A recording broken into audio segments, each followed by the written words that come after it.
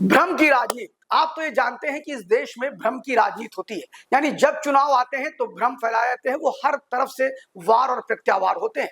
किसी एक दल को भ्रम की राजनीति के लिए दोषी नहीं ठहराया जा सकता है, सभी दल ये काम करते हैं। और आपको बता दें कि जिस तरह आपने देखा कि 2024 के इलेक्शन में कहा गया आरक्षण समाप्त हो रहा है, आरक्षण खत्म होने जा रहा है और नाना प्रकार की चीजें बताई गई, जिसका परिणाम रहा कि 2024 के इलेक्शन में भारतीय जनता पार्टी धराशायी हो गई उत्तर प्रदेश में, बल्कि उसने ऐसा कुछ भी नहीं किया था। फिर से एक बार भ्रम की राजनीति की शुरुआत दक्षिण से शुरू हो रही है और इस बार जो परिस्थिति बनी है उसमें सीएम वर्सेस सीएम हो रहा है, यानी हम बात कर रहे हैं एक सीएम और दूसरे सीएम के बीच वाक युद्ध की। हम बात कर रहे हैं अब सीएम ही सीएम पर हमला कर रहे हैं। बड़ी बड़ी बात यह है कि योगी आदित्यनाथ जो कि उत्तर प्रदेश के मुख्यमंत्री हैं, उन पर अब हमले शुरू हो रहे हैं दक्षिण से। अब ये जानने के लिए कि दक्षिण से हमले कौन कर रहा है, क्यों कर रहा है, मामला क्या है, ये सारी बातें जानने के लिए बने रहिए हमारे साथ। मैं शिव, आप देख रहे हैं लाइव यूपी न्यूज 24। हम बात कर रहे हैं सीएम दक्षिण के, यानी कि तमिलनाडु के सीएम एमके स्टालिन की। अभी आपने सुना होगा कि एमके स्टालिन खास तौर पर एक महीने से काफी एक्टिव हो गए हैं।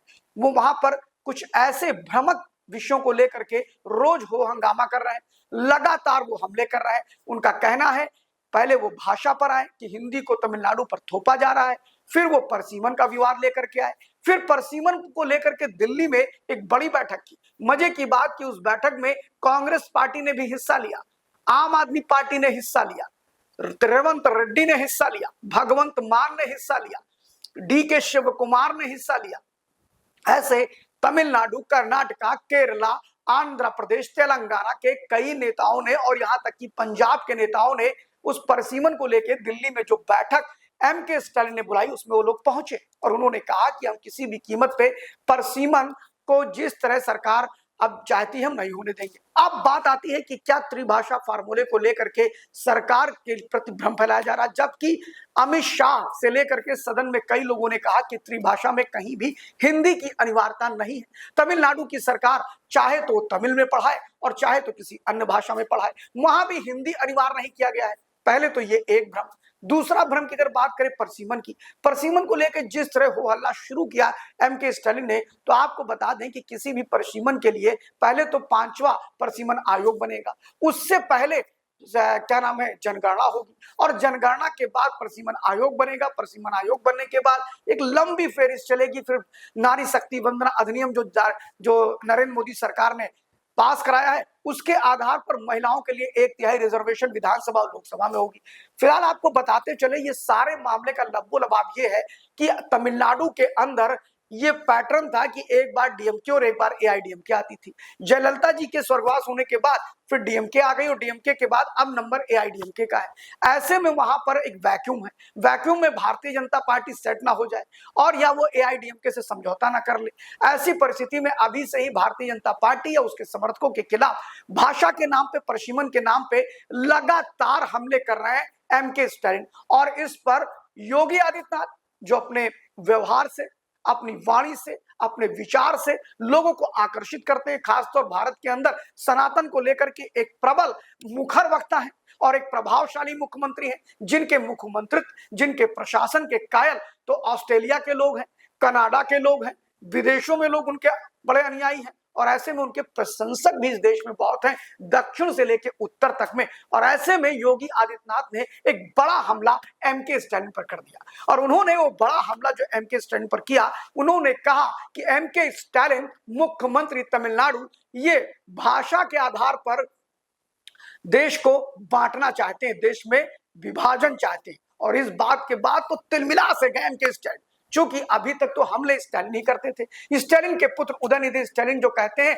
कि सनातन को हम इराडिकेट कर देंगे, समाप्त कर देंगे, उन्हीं के पुत्र उदयनिधि स्टालिन उस सनातन को मलेरिया और डेंगू कहते हैं। उन्हीं के पुत्र एमके स्टालिन कई ऐसे विवादित बयान सनातन को लेकर देते रहे हैं। उन एमके स्टालिन को अगर कहा जाए तो जोरदार अगर किसी ने जवाब दिया है, ईंट का जवाब पत्थर से दिया है, तो वो योगी आदित्यनाथ ने दिया है, जिन्होंने सीधे कह दिया कि भाषा के नाम पर देश में विभाजन कराना चाहते हैं दक्षिण के सीएम एमके स्टालिन। और इसके बाद तो पूरा स्टालिन का कुनबा ही तिलमिला गया और उसमें सबसे पहले एमके स्टैलिन ने बोलना शुरू किया कि योगी आदित्यनाथ जैसे लोग जो इस देश के अंदर नफरत की राजनीति करते हैं, अंध राष्ट्रवाद की राजनीति करते हैं, हमें वो ज्ञान ना दें, हमें उनसे ज्ञान लेने की आवश्यकता नहीं है, हमें बख्श दें। फिलहाल कानिमोझी ने भी ये कहा कि योगी आदित्यनाथ जो एक सांप्रदायिक व्यक्तित्व के धनी है, वो हमें ना बताए कि हम क्या कर रहे हैं। फिलहाल आपको बताते चले कि योगी आदित्यनाथ ने प्रखर हमला किया और उन्होंने इसके बाद भी जवाब दिया। उन्होंने कहा कि जिस तरह त्रिभाषा फार्मूले को एक बड़ा मुद्दा तमिलनाडु के सीएम एमके स्टैलिन बना रहे हैं, वो एक सरासर झूठ है। उन्होंने सीधे कहा कि न्यू एजुकेशन पॉलिसी में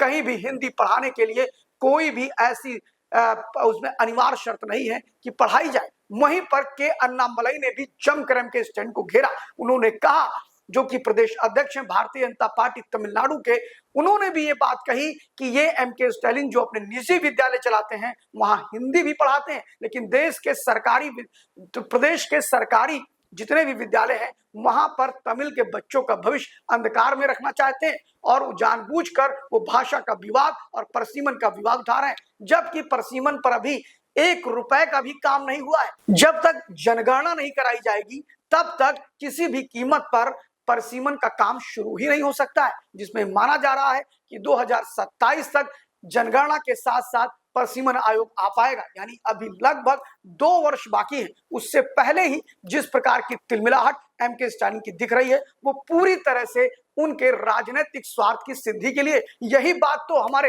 योगी आदित्यनाथ जी ने कही उत्तर प्रदेश के, कि वो सिर्फ अपने राजनीतिक रोटियां सेक रहे हैं और अपनी राजनीति के लिए देश का विभाजन कर रहे हैं।